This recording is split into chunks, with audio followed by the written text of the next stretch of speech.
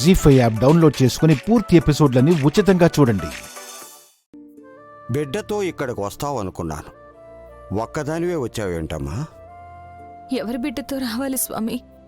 ఇంకొకరి వస్తువును ముట్టినా కోప్పడే ఈ రోజుల్లో ఇంకా ఎవరి బిడ్డను ఎలా తీసుకురానిస్తారు నైని? మీకు అన్ని తెలిసినా అడుగుతారు. నేనేం అడిగినా పరోక్షంగా చెప్పి నన్ను పరీక్షిస్తారు.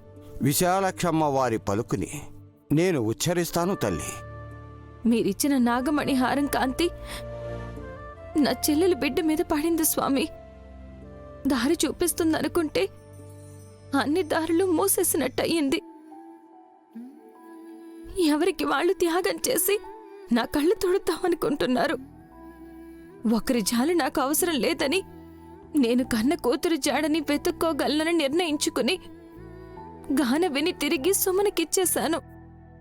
చేతులు మారిన సత్యాన్ని చేజేతులా జారవిడుచుకోవడం అంటే ఇదే నైని. ఏమంటున్నారు స్వామి? నీకు స్పష్టంగా అర్థం అవ్వాలంటే నన్ను అడగాల్సిన ప్రశ్నలు అడుగు. సమాధానంతో నీకు అవగతమవుతుంది.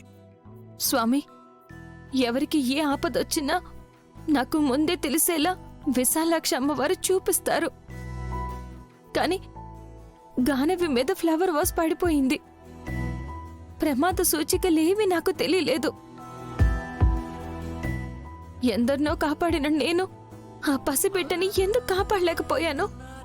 ఆపద నీకే వస్తే నీకు తెలుస్తుందా? తెలీదు స్వామి. ఆ విషయంలో నేను దురదృష్టవంతురాల్ని. జాగ్రత్తగా విను నైని. నీకు ఆపదొస్తే ఎలా తెలియదో నీ బిడ్డలకు ఆపద వచ్చినా నువ్వు తెలుసుకోలేవు.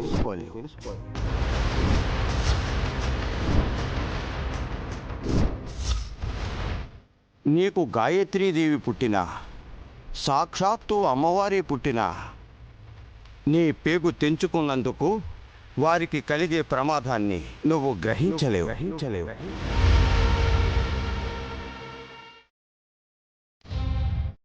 ఇదెక్కడి అన్యాయం స్వామి?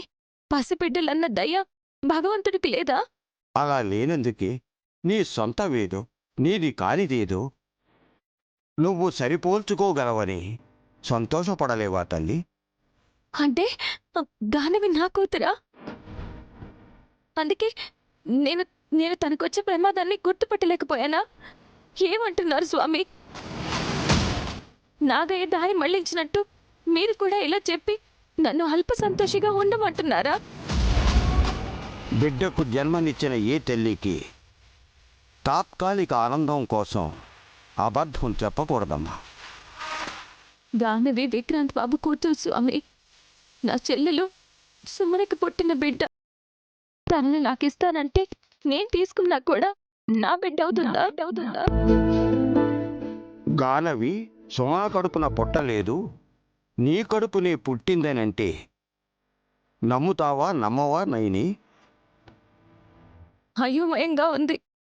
ఒకరోజు నిజం వైపు, ఇంకో రోజు మాయ వైపు అడుగులేస్తున్నట్టుంది. అయితే గాయత్రమ్మ గారు నా చెల్లెల దగ్గర ఉందంటున్నారా?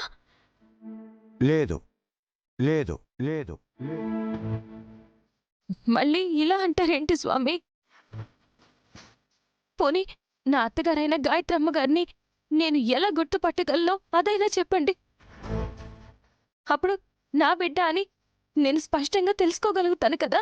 సంపూర్ణంగా సత్యాన్ని తెలుసుకోకపోవడం వల్ల వచ్చిన చిక్కే ఇది. అయినా సరే చెబుతాను.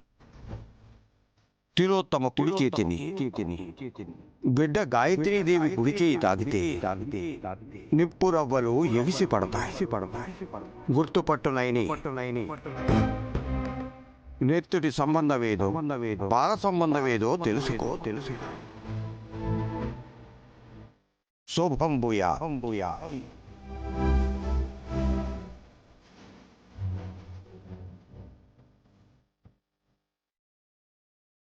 జీ5 యాప్ డౌన్లోడ్ చేసి అన్ని ఎపిసోడ్స్ పూర్తి ఉచితంగా చూడండి.